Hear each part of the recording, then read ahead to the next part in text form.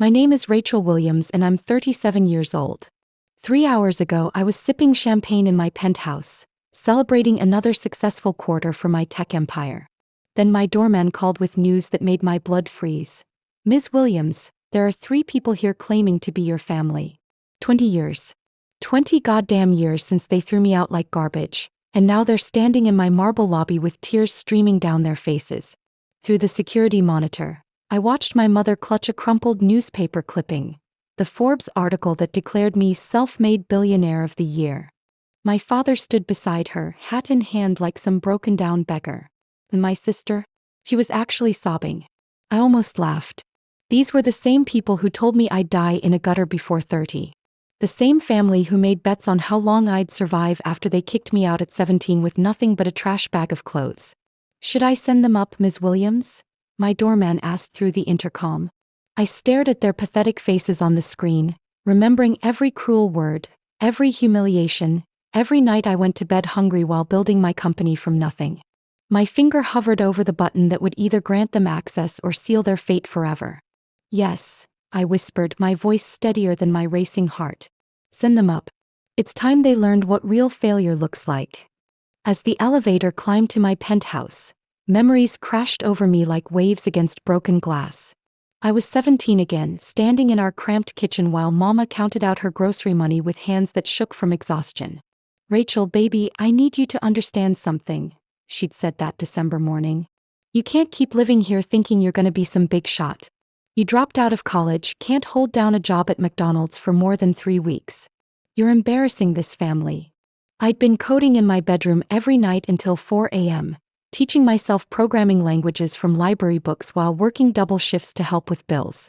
But she never saw that. None of them did. Mama, I'm building something, I'd pleaded. Give me time. I know I can make this work. Daddy had walked in then, still wearing his factory uniform, grease-stained and tired. He looked at me with such disappointment that it cut deeper than any knife could. Baby girl, dreams don't pay rent. Your sister's got her nursing degree, making something of herself. But you're 20,000 in debt, no job, chasing fantasies. We can't keep enabling this foolishness. The elevator dinged, pulling me back to the present. They were here. The people who destroyed my self-worth were about to walk into a home worth more than their entire neighborhood. My hands weren't shaking anymore. The penthouse doors opened and they stepped into my world like tourists in a museum.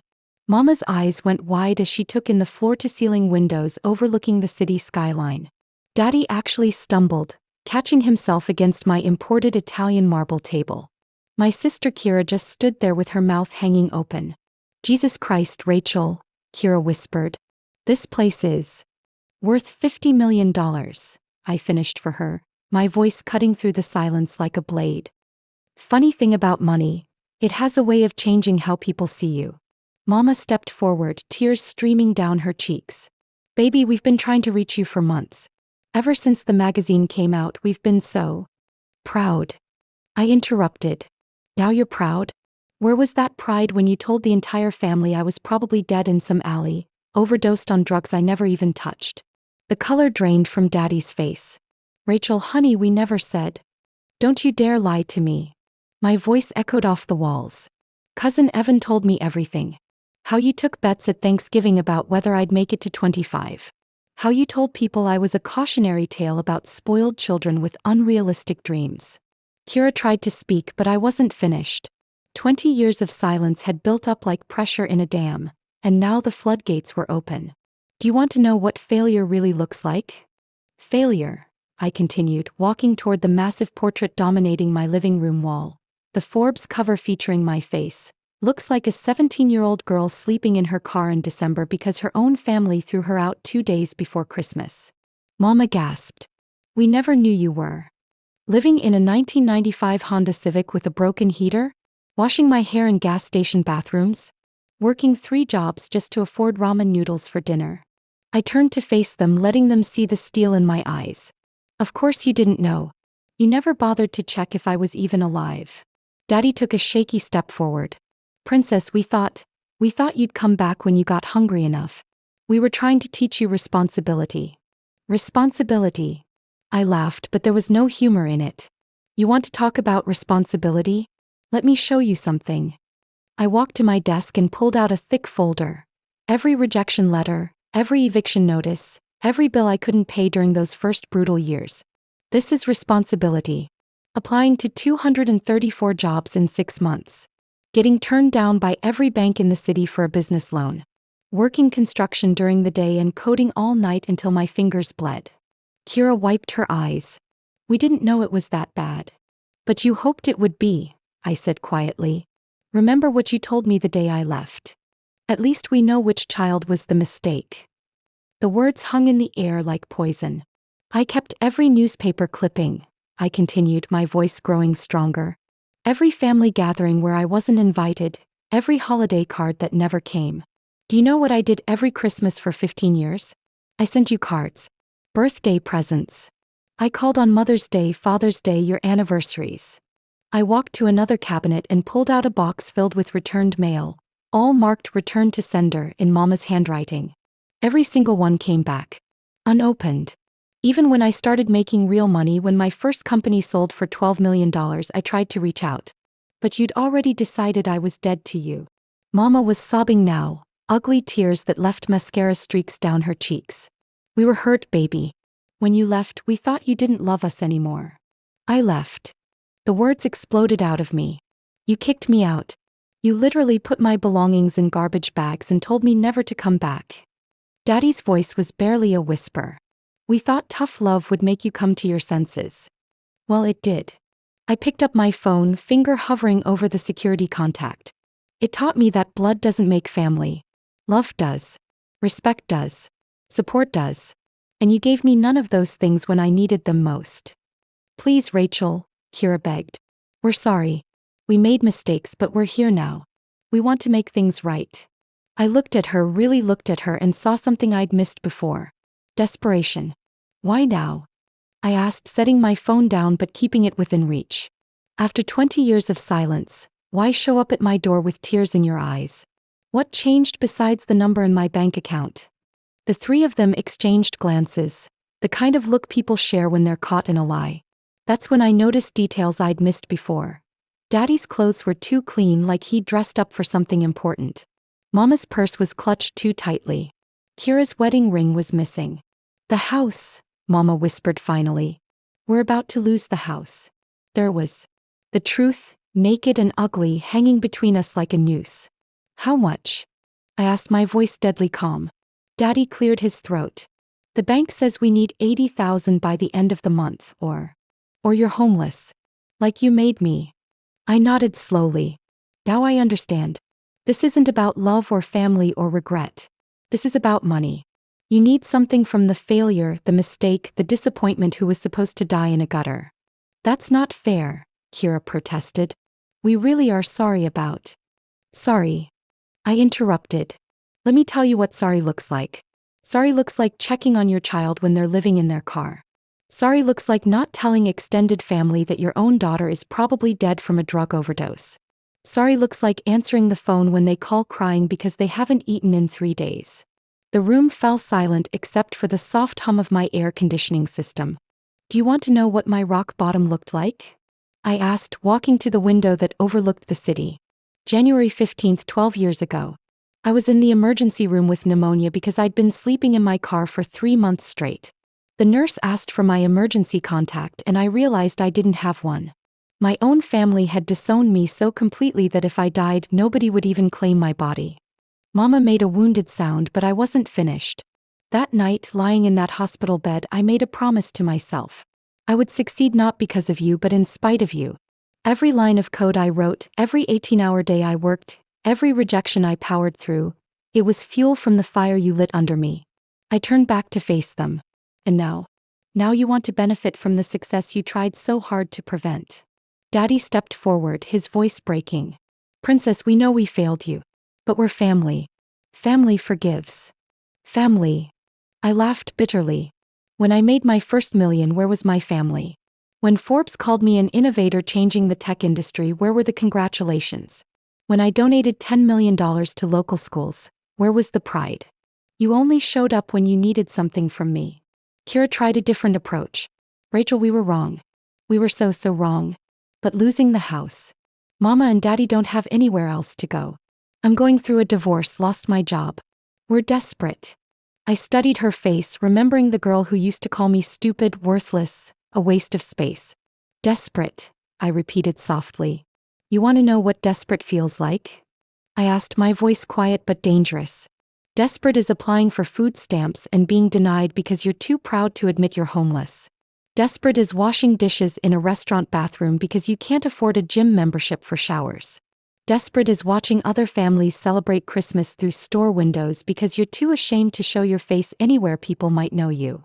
I walked closer to them, close enough to see the fear in their eyes. Desperate is calling your mother on her birthday and having her hang up without a word. Desperate is sending your father a Father's Day card every year for a decade and never getting one back. Desperate is finding out your sister got married through Facebook because your own family didn't think you deserved an invitation. Mama reached for me. Baby, please. Don't touch me. My voice cut through the air like ice. You lost that right the day you threw me out like trash. I walked to my desk and pulled out a checkbook, watching their eyes light up with hope. Then I set it aside and picked up my phone instead. I'm going to give you exactly what you gave me when I needed help, I said, dialing security. Nothing. Rachel, no. Kira screamed. Please, we'll do anything. We'll get down on our knees, we'll. You should have gotten on your knees 20 years ago, I replied, waiting for security to answer. When I was begging you not to throw away your own child. The phone connected. Security, this is Ms. Williams. I have 3 trespassers in my penthouse who need to be escorted out immediately. Please don't do this, Daddy whispered, his voice broken. I know I was wrong. I know I failed you as a father. But please don't let us lose everything. For a moment, just a moment, I hesitated. This man had taught me to ride a bike, had carried me on his shoulders at the county fair, had once been my hero. But then I remembered his words at that last family gathering. This one will never amount to anything. She can't even keep a job at McDonald's. You already lost everything that mattered, I said quietly. You lost your daughter. The rest is just stuff. The elevator dinged. Security was coming. Mama fell to her knees, actually fell to her knees on my marble floor. I'll do anything, Rachel. Anything. I'll admit to everyone that I was wrong. I'll tell them how we treated you. Just please, please help us. Where was this humility when I needed it? I asked, looking down at her. Where was this desperation to make things right when I was the one begging? 2 security guards entered my penthouse, their faces professional but concerned. They'd worked for me for 3 years and had never seen me like this. Ma'am, the taller one said, is everything all right? I looked at my biological family one last time. Mama still on her knees, Daddy with tears streaming down his weathered face, Kira clutching that Forbes article like it was a winning lottery ticket. These people, I said clearly, are not welcome in my home. They are trespassers who have been asked to leave and refused. Please escort them out. No. Kira shrieked. You can't do this. We're your family. Family. I repeated, my voice steady as stone. Let me tell you what family looks like. Family is Isaiah, my homeless mentor who shared his last can of soup with me when I was starving. Family is Mrs. Garcia, who let me sleep in her restaurant's back room when I had nowhere else to go. Family is Elijah, who gave me my first real job when no one else would take a chance on me. The security guards moved toward my biological relatives, but I held up a hand. Those people showed me more love and support in my darkest hours than you showed me in 17 years of living under your roof. They celebrated my successes, comforted me through failures, and never asked for anything in return except that I pay it forward. I walked to my safe and pulled out 3 envelopes, each containing more money than they'd ever seen in their lives. This is what I'm going to do, I announced. $40,000 to Mrs. Garcia's community center. $30,000 to Isaiah's homeless shelter. $10,000 to Elijah's kids' college funds. I handed the envelopes to the security guards. Make sure these get delivered tomorrow. And let them know it's from someone who understands the difference between real family and DNA. Mama was still on her knees, staring at me with horror. You're giving away our money? Your money. I laughed. Sweetheart, you haven't contributed a single dime to my success. This is money earned by the failure you threw away, the disappointment you disowned, the mistake you couldn't wait to get rid of. Daddy tried one last appeal. Princess, I know you're angry. I'm not angry, I said and meant it. Anger would mean I still cared enough to hate you. I don't. You're just strangers who share my genetics. The security guard stepped forward, but I wasn't done yet. 20 years of silence had to be broken properly. Before you go, I said, my voice carrying the weight of every sleepless night, every hungry day, every moment of despair they'd caused, I want you to understand something. I didn't succeed despite being your daughter. I succeeded despite being your victim. I walked to my awards wall. Tech Innovator of the Year, Entrepreneur of the Decade, Humanitarian Awards for my foundation work. Every single one of these represents a moment when I chose to prove you wrong instead of proving you right. When I chose to build instead of break. When I chose to give back instead of seek revenge. I turned to face them one final time. The saddest part? I would have shared all of this with you. If you just answered one phone call, returned one letter, shown one moment of genuine care or remorse. But you couldn't even do that. Mama tried to speak, but I wasn't listening anymore. I'd said everything that needed saying. Gentlemen, I addressed the security guards, please escort these individuals out of my building. They are not to be admitted again under any circumstances. If they return, call the police. Rachel. Kira screamed as they were led toward the elevator. This isn't over. You can't just abandon your family. I smiled then, really smiled for the first time in hours. I'm not abandoning anyone. I'm simply returning the favor. The elevator doors closed and they were gone. Silence filled my penthouse like water filling a broken vessel. For the first time in 20 years, I was completely, utterly alone with the ghosts of my past, and they were finally quiet. I poured myself a glass of wine and stood at my window, looking out at the city that had both broken me and remade me. My phone buzzed with notifications. Somehow word was already spreading. Isaiah had texted, heard some family drama went down. You okay, kiddo? I smiled, typing back, better than okay. Finally free. Mrs. Garcia had sent a photo of the children at her community center with a message. These babies say thank you for the new playground equipment. You are family to all of us. Elijah's text made me laugh out loud. My kids are calling you Auntie Rachel now. Hope that's cool with you. This was what real family looked like. Not DNA or obligation or guilt, but choice. Love freely given and genuinely felt. Support that didn't come with conditions or expiration dates. I opened my laptop and began typing. Not code this time, but something more personal. A blog post titled The Family You Choose versus The Family You're Born With. Within an hour it had 10,000 views. Within a day it would have 1 million. My story wasn't just mine anymore. It belonged to every person who'd ever been told they weren't good enough. Every dreamer dismissed by the people who should have believed in them most. The girl who'd been thrown away had become the woman who chose to rise. 6 months later I stood in the same penthouse, but everything had changed. The walls now held pictures of my real family. Isaiah at his shelter's grand reopening, Mrs. Garcia's grandchildren at their graduation, Elijah's kids at their first day of college. My phone rang. It was an unknown number, but I recognized the area code. Home. I let it go to voicemail. An hour later I listened to the message. Mama's voice, broken and small. Rachel, honey, we lost the house. We're staying at a shelter downtown now. I know you don't want to hear from us, but I wanted you to know I finally understand. I understand what we put you through. I'm sorry, baby. I'm so sorry. For a moment I felt the old pain try to resurface. Then I deleted the message. Some bridges once burned were never meant to be rebuilt. Some relationships were toxic at their core, no matter how much time passed or how much both parties changed. And that was okay. My real family was having dinner downstairs in the restaurant I'd bought for Mrs. Garcia. Isaiah was celebrating his first year as the shelter's official director. Elijah's oldest had just been accepted to MIT with a full scholarship. These were the people who'd seen me at my lowest and loved me anyway. Who'd celebrated my victories without asking for a piece of them. Who'd chosen me and whom I'd chosen in return. I locked my penthouse door and headed downstairs to join them. Behind me, the Forbes cover caught the setting sun's light, but I didn't look back. The girl they'd called a failure was finally, completely home. The million-dollar question. If you were in Rachel's shoes, would you have walked away too or found a way to forgive? I want to hear about your own experiences in the comments below. And if these stories of people choosing themselves hit different, subscribe for more content that'll have you questioning everything.